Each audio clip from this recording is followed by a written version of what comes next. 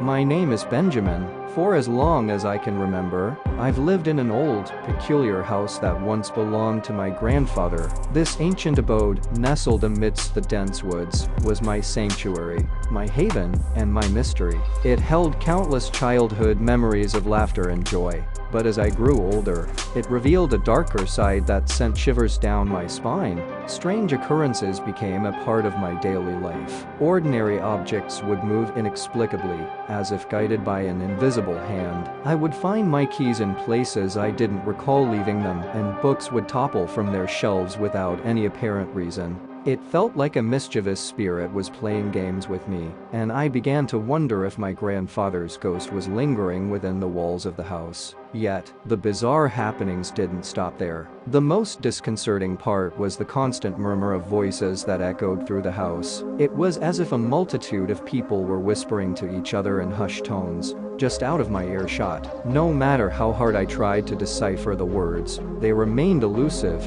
like distant echoes lost in time. As days turned into nights, the atmosphere inside the house grew heavy with an unseen presence. Shadows danced on the walls, and an eerie chill enveloped every room. Despite the unease creeping into my heart, I couldn't bring myself to leave. The history of the house was my history, and I felt connected to it in a way I couldn't explain. One restless evening, when the sun dipped below the horizon and darkness stretched its ominous fingers through the house, I decided to embark on an investigation. Armed with a flashlight and trembling curiosity, I explored the nooks and crannies of the house, hoping to find some answers to the enigmatic occurrences. In the dusty attic, amid old family heirlooms, I discovered a long-forgotten diary that belonged to my grandfather. The brittle pages spoke of tragedies and secrets, hinting at a past obscured by time. My grandfather had lost his beloved wife in this very house,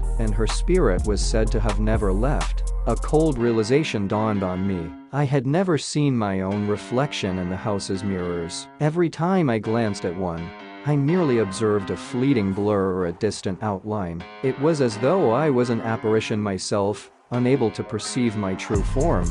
Fearing the truth, I sought confirmation, visiting the local library to dig deeper into the house's history. There, hidden among yellowed newspapers and ancient records, I found my answer. An obituary revealed that Benjamin, my namesake, had tragically died in the house at a young age. My age. As the pieces fell into place, terror gripped my heart. I was the ghost haunting the old house, unaware of my own ethereal existence. The strange occurrences were my futile attempts to interact with the living world, but my efforts only resulted in fear and confusion. Emotions overwhelmed me, a cocktail of fear, sorrow, and disbelief. How could I have lived my entire life without realizing my own demise? Was this purgatory? Or had I been bound to this house by some unfinished business? I tried to reach out to the living, to let them know of my presence, but my efforts were futile. They couldn't see or hear me, just as I had been oblivious to my own state of being.